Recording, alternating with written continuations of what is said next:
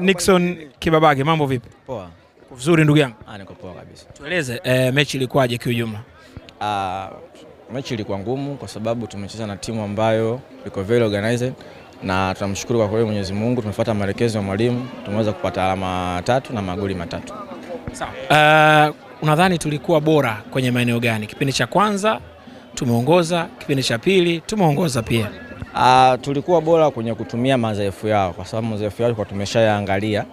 Tulishafanyia video analysis, kwa hiyo tukawa tunajua udhaifu wao uko sehemu gani tuweze kuutumia, na tunashukuru Mungu japo hatujatumia nafasi zote tulizozipata ila tumepata magoli 3. Kwa hiyo ni muhimu zaidi alama 3. Nieleze au tueleze kwa ujumla move ya bao la kwanza ni kitu ambacho kimetoka kwenye mazoezi au ulihisi hii ni hatari ukaenda ukatengeneza mkwaju wa penalty ambao Gomez amekuja kufunga? Ni sio muongo kwa sababu ile ni move ya mazoezi, kwa sababu ni pattern ya mazoezi ambayo unajua huu mpira ukiwa hapa muda huu unatakiwa niwe sehemu hii na sehemu hii, na kweli hata tufaenda half time mwalimu akatuonyesha kwenye video pale akarudia goli la kwanza lilipopatikana. Ni move ambayo kila siku mazoezi kwa tunalifanyia kazi. Swali sasa linakuja, mara baada ya huu mkwaju wa penalty mashabiki uwanjani walikuwa wanashangilia wote Kibabage Kibabage Kibabage, na yeye ukuwa mnyonge ukawainua. Sina mengi ya kusema ila nawapenda sana mashabiki wa Simba. Naomba niishie tu hapo, nawapenda sana. Muangalie vizuri hapo mbele, kuzungumza vizuri tukisikia. Yaani nawapenda sana mashabiki wa Simba kwa sababu wanaonesha upendo. Of course najua mwanzo wakati nakuja mambo yalikuwa ni mengi, huwezi kudoubt. Ila nashukuru Mwenyezi Mungu mpaka muda huu kila kitu kinaenda poa. Yote ni Mungu. Kwa hiyo nawapenda sana. Watu endelee kusupportiana hivyo hivyo.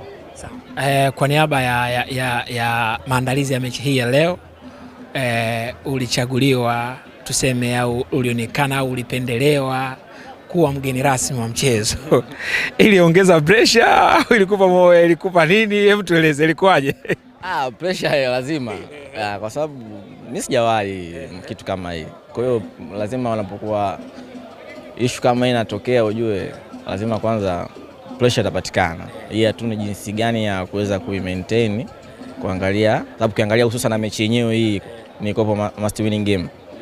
Kwa hiyo nafu tena mechi hiyo ambayo natakiwa tushinde, wamesema tena ndo mambo kama hayo tena. Yaani pressure kama imeongezeka. Sema namshukuru Mungu. Mungu ni mwema. Namshukuru Mungu tumeweza kushinda. Nini ambacho kwa kinazungumza moyoni mwako? Ni furaha iliyopitiliza au nini kabla ya mechi yenyewe?